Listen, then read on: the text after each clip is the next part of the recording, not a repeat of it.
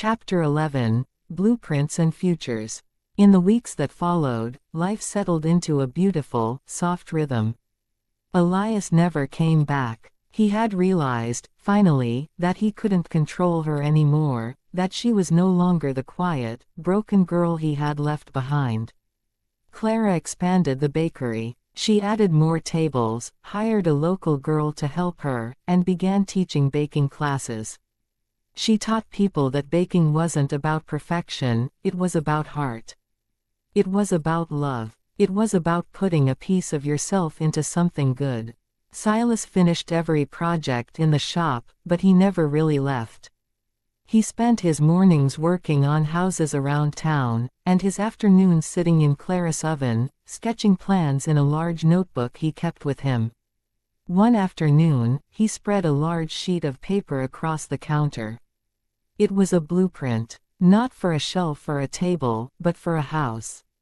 A small, beautiful house with big windows, a wide porch, and a huge kitchen with an island in the middle. Clara traced the lines with her finger, her heart racing. "What is this?" she whispered. Silas rubbed the back of his neck, looking uncharacteristically nervous, almost shy.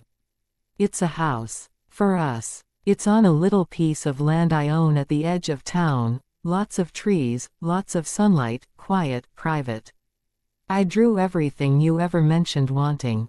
A garden for you to grow herbs and flowers. A workshop for me, right next door so I can hear you singing while you bake. Solid foundation, strong walls, and a kitchen big enough for you to bake enough bread for the whole town if you wanted." He looked up at her, his dark eyes shining. "I built things for other people my whole life. But this is the most important thing I'll ever build. A home. With you. If you want it." Clara looked at the drawing, at the details he had thought of, everything she had ever dreamed of, written right there in ink and measurements. She looked at him, this quiet, strong, grumpy man who had fixed her shop and then fixed her heart. She threw her arms around his neck, laughing and crying all at once. "I want it," she said. "I want everything with you.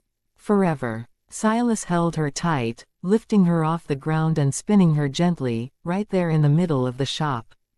"Forever. That's the plan." He set her down and kissed her forehead. "You know, you opened this bakery to escape him.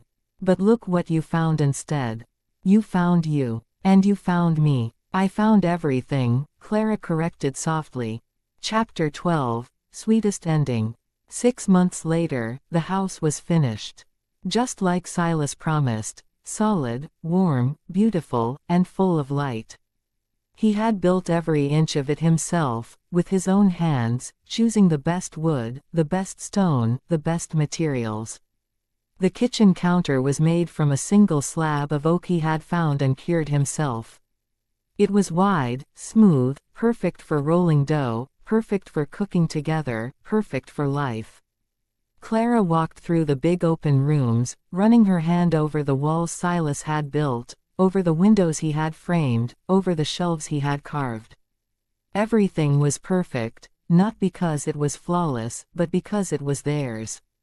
Today was special. It was the 1-year anniversary of the day she drove into Maple Creek, scared, broken, and running for her life. And it was the day they were having their first official gathering at the new house. People from town arrived, Mrs. Hale, customers, friends, everyone carrying dishes or flowers or stories. The smell of roasting meat, fresh bread, and sweet desserts filled the air. Laughter echoed through the rooms and out onto the wide porch.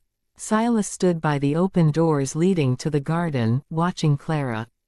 She was wearing a yellow dress, her hair loose and wild, laughing loudly as she helped serve food. She was bright, she was loud, she was soft, she was everything. She was exactly who she was meant to be. He walked over to her, slipping his hand into hers. She turned and smiled at him, that smile that had first lit up the dusty old shop a year ago.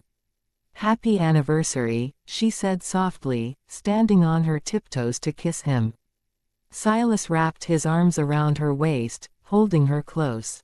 You know, I used to think happiness was something you built alone. Solid walls, locked doors.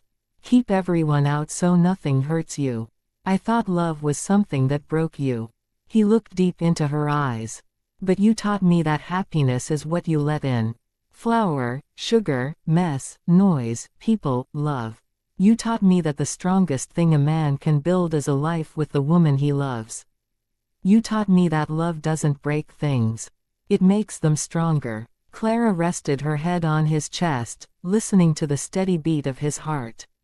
She thought back to that night in the city, scared, alone, running away. She had opened a bakery to escape a life that was killing her softly. She never imagined she would find a man who built her up, board by board, until she was taller, stronger, and happier than she had ever been. I used to run away, Clara said quietly. But now, I'm never going anywhere. I'm home. Silas kissed her, slow and sweet, as the sun set over the hills of Maple Creek, painting the sky in warm colors of gold, orange, and pink. She had opened a bakery to escape him. But in the smell of yeast and the sound of a hammer, she had found her way home. And with her grumpy, kind, steady Carpenter, she had found a love that was built to last forever.